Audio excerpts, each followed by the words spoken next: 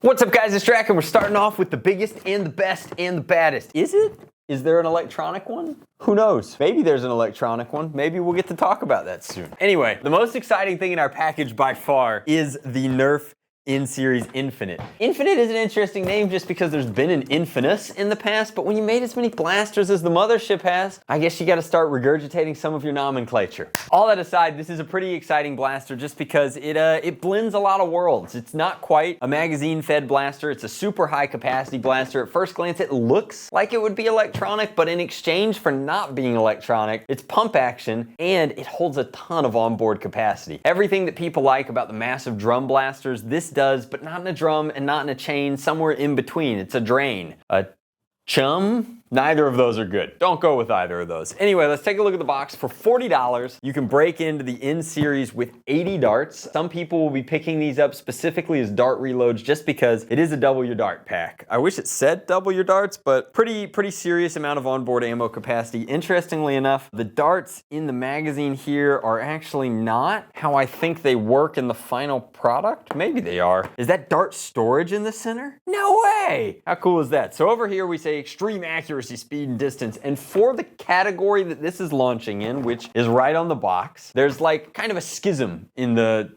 world of toy foam blasters, which is there's the 14 and up category and there's the 8 and up category. The 8 and up category has to play by an entirely different set of rules, and that's part of why Hasbro has developed this new dart type, is that they want to play within that sandbox but really efficiently. So these should shoot further than Elite, more accurately than Elite, and there are ways that the dart is going to be just more durable, and we'll get to that as we get into it. But on the back it just simply says pump action and then 16 darts of storage in the front of the 40 round drain. Over here, it's got the 40 dart battle belt, is I guess what they're calling it. You got a mag release here, a pump action grip here, a tactical rail up top, a muzzle with no in-strike attachment point, and then a fixed stock built into it. But very exciting to take a first look at the flagship here in the workshop. Let's bust all of this out. Inside the package, you get a box, a blaster, another box, and the drum, drain, chain, battle belt. Anyway, let's load this up time-lapse style.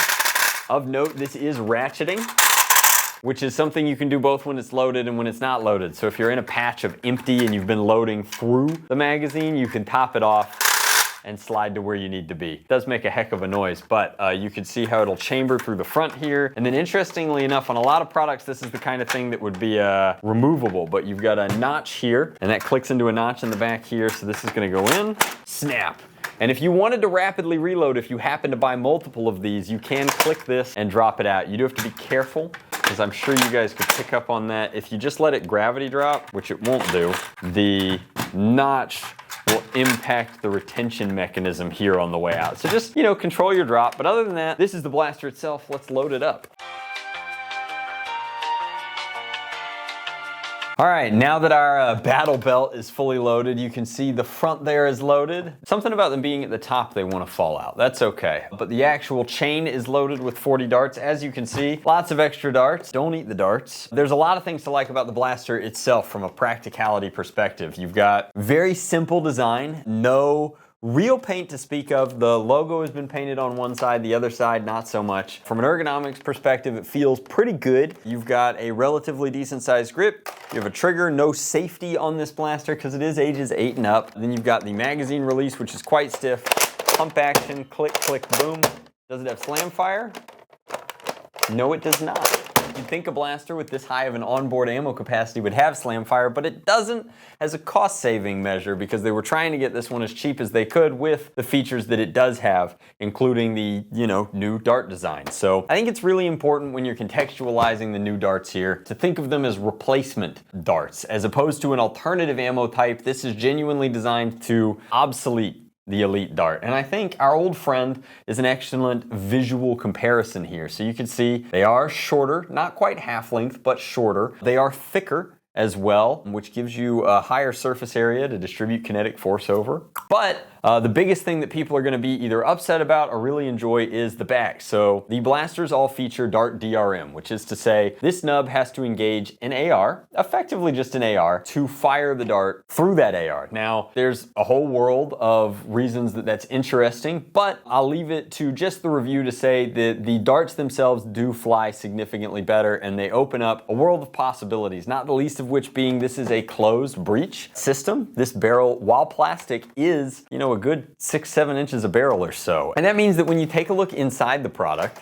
and let's prime it and open up its singular jam door. This is not a very feature-rich flagship in that there aren't a lot of attachment areas. It's got one in-strike rail up top, but other than that, it's a pump-action springer. The interesting part is it's a pump-action springer with a breech system, so you can see in there, that's the pusher and its O-ring, and I'll go ahead and grab one of these, kind of tease it. This is exactly how you're not supposed to use the jam door, but I think it's feature interesting. So you can see you got a good springer fit in there. That dart isn't flying out, it's not loose. And then you come in with the, I think I've triggered the lock. All right, you come in here and you can see that it'll push the dart into the breech. I don't think we should be able to fire with the safety door open, but we can. So let me close that. And you guys can hear that pop. That's relatively how it's gonna work. I mean, it's a breech-fed pump-action springer that happens to use the new ammo type and has a massive onboard capacity. With this style magazine, there's no real way to do like a skinny pusher, so you do have to have the bolt open to chamber everything in, but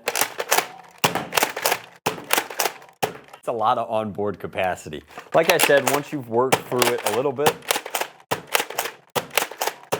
you should have an empty on this side. You can see how that's starting to happen. And I could pull from the table, but I could also pull from the onboard ammo storage here and reload that way. So a good scavenger blaster, an interesting flagship, and a really good showcase of like what closed breech system with barrel length is effectively gonna do for the N-Series dart. But don't take my word for it. Let's take it down to the chronograph, put it over the range, and see what it's got in store. All right, so we're over here with the Infinite. Let's fire up the magical number machine and see what we're working with. Again, I do really like that when the blaster is primed, you can rotate through pretty easily. Lets you find whichever amount of darts you're looking for, and when you find gaps in your run, you can just tease one in there. All right, we should be chambered and ready to go. Looks like the Crony is loaded up. 75. Error. 85, 84, I think I missed the back one there, 72, 86, 84,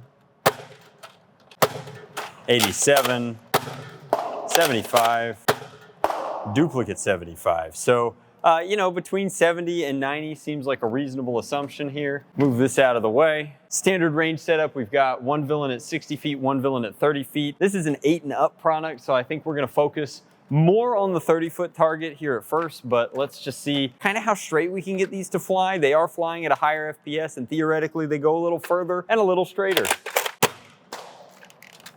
That's tough to beat.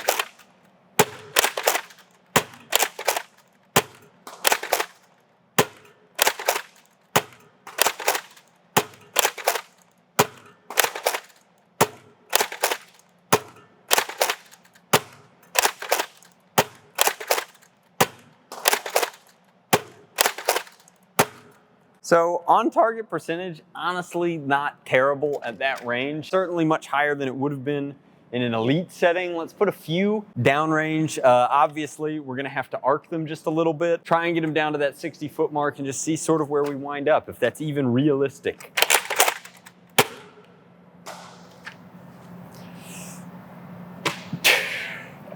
Not bad.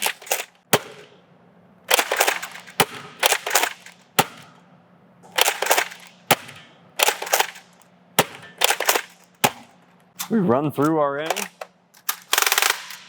I suppose so. Let's load up a few more, just for giggles. Overall, I think this is a solid product. I mean, I really like high onboard capacity, particularly for younger foam flingers. It means that if you happen to be in that age bracket where, you know, dad is doing most of your blaster loading, it means that they only have to do it once for a longer play period, longer play pattern, and that's pretty desirable in and of itself. So we've loaded that to there. Which way does it, it chambers through that way. I think.